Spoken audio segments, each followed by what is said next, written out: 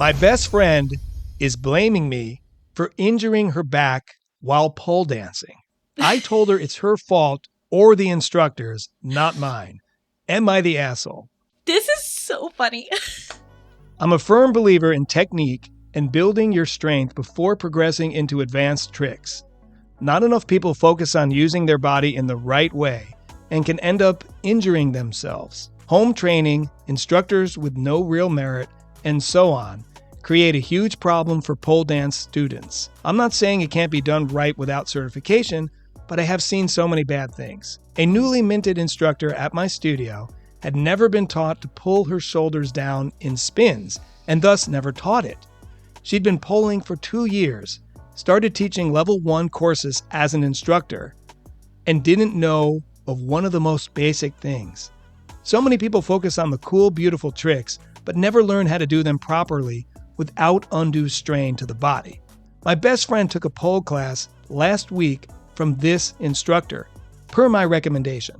Towards the end of the class, the instructor encouraged her to attempt a diagonal split Martini Butterfly, which, if you don't know, is not a beginner or even an intermediate sequence. Consequently, she lost grip and crashed to the floor, injuring her back.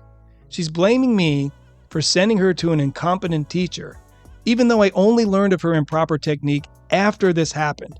I told her that she shouldn't have tried such an advanced move, and that if anyone is to blame, it's her or the instructor, but not me. Am I the asshole? I fully agree with the OP. You are not the asshole. Okay, so I don't even know what a diagonal martini split is, but I'm imagining what it is based off of what I know. Because I'm assuming it means that you're going upside down in an invert with your legs out, and then a martini meaning that you're probably dangling with one arm into a split. Like, that is really difficult to do.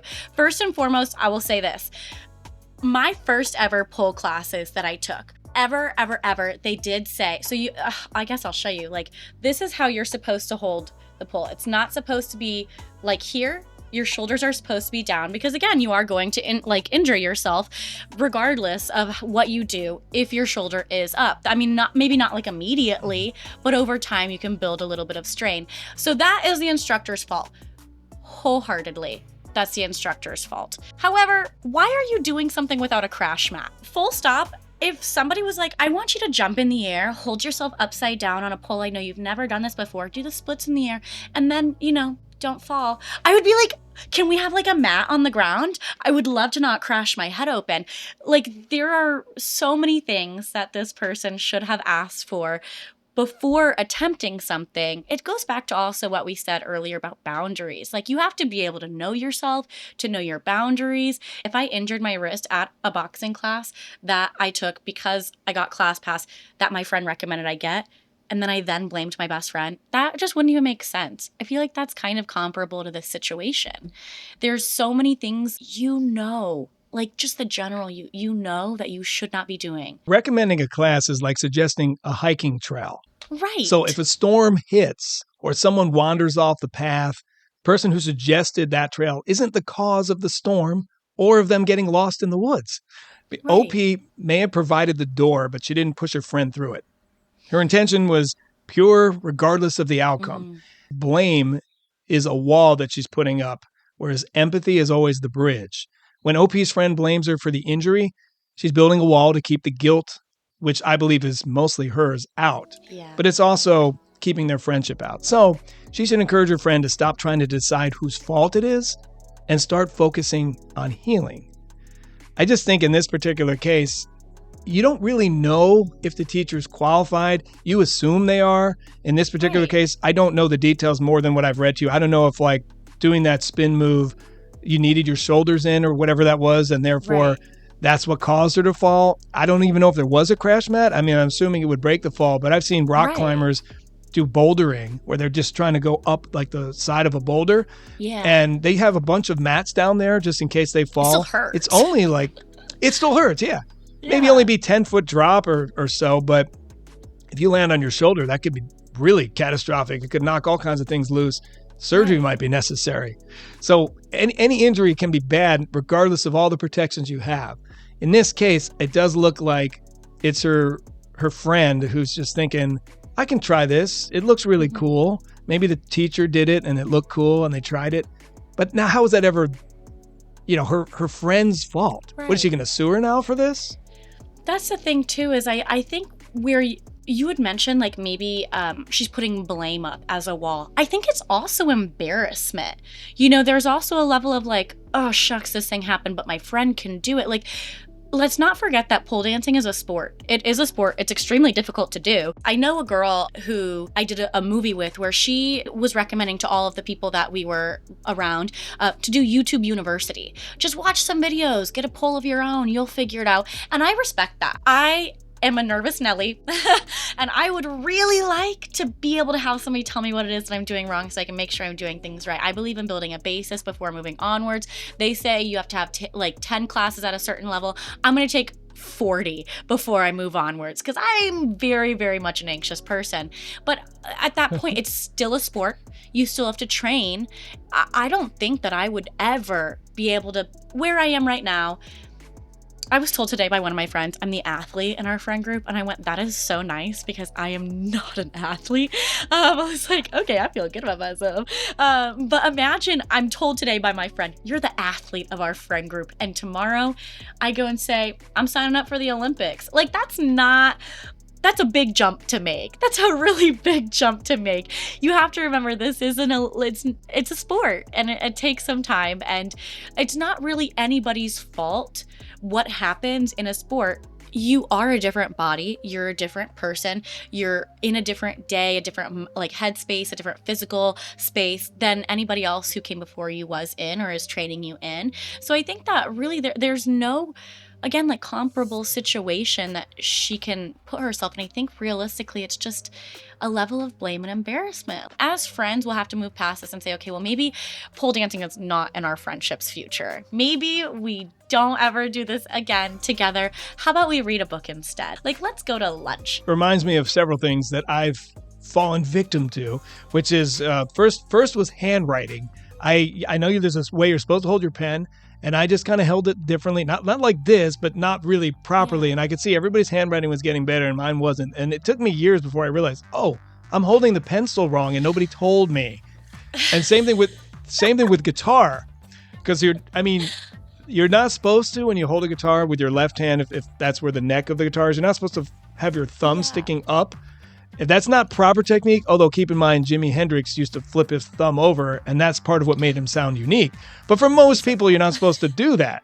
Yeah, he is so cool. But for most people, you're not supposed to do that. And for other reasons, sometimes it's about like it tires your wrist out. So I didn't find this out till years later. Someone just said, hey, your technique, you should probably work on putting that behind the neck. And I'm like, oh, yeah, 5-6 years later, I'm just going to do that. We all learn certain things and we get into these habits for better or for worse. You sound like a person who really would go out of your way to make sure that you do it right and build from there. I try.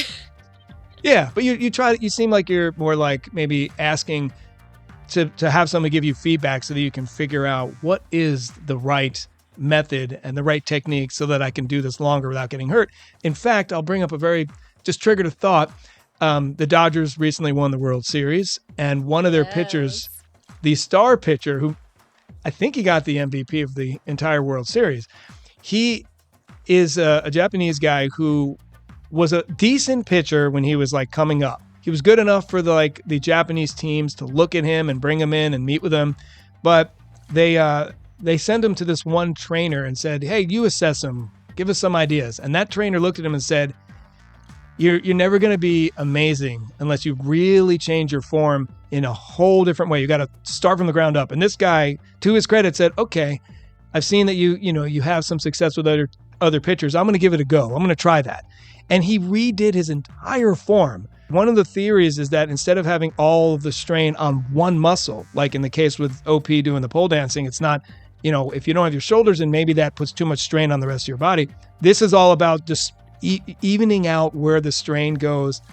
I can't remember every part, but all along the arm, all along the body, the legs, and therefore he can pitch for way longer and be stronger for longer. So I think it's interesting that, he did go back and start from the beginning and got to that level that is undeniable. I will say, first of all, that's brave, because once you, it's difficult as a human, and with this day and age, as ego, etc., to say I'm at a certain level and someone is giving me feedback that maybe I don't need to take, but I could. Listening to someone else, realizing they might know better than you, and taking that and revamping your entire training is really bold, first of all, but also brave. I mean, I would like to say I'm the kind of person who could do that, and I don't know that I would be. Back whenever I first moved to California, I didn't know what I was doing. I was like, I don't have any contacts. I don't have a job. I don't know any people here. I don't have any friends. There's no linear way to start an acting career, especially in California, especially after going from a different time zone. So I was really a little stuck, and I just kept saying, God, I don't know what to do. I don't know how to start this. I don't know what to do. And then I realized you don't know what you don't know. And that stuck with me for a while. I said it once to one of my friends, and I was like, hey, I think I was really kind of smart for that. And I just keep saying it all the time. You don't know what you don't know. So if you don't know it, how are you supposed to figure it out? How are you supposed to figure out the next steps? That's why it's so important to take feedback. It's so important to ask for help. It's so important to try different avenues of different things. That one player who actually said, hey, you might know a little bit. Even if it's just minusculely, you might know something. I'm willing to try it. He probably never would have gotten to the level he is now if he hadn't said, maybe I should. We don't even use most of our brains. We don't know what's out there. The ocean, so undiscovered. We only know 5% of the ocean. To be able to say, I'm not aware of a lot of things, but my mind is open, I'm willing to learn, I think it's difficult to put those words out there and to sit in that headspace. And especially in the time that we're in the society that we're in the educational mind space that we're in. Very well said, and I happen to agree with you a lot. Open heart, open mind, go into everything with a curious mind. And look at us building bridges. I'm going to read you one comment before we move on.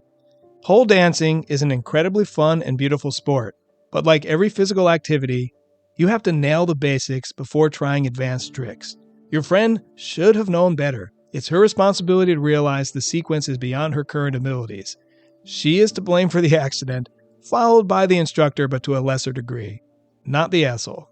I was in a class last week. It was actually the class before I saw you guys the other day, where we were trying a trick, and I nailed it. It was an easier, beginner level trick. But then I saw somebody else do that, but a little bit cooler. And I went, oh my God, how did you do that? And she was like, well, I just did this. And I went, I'm going to try it. And she was like, no, I promise it's taken me months and months and months to figure this out. And I was like, let's see what I can do. And I tried it, and I immediately fell.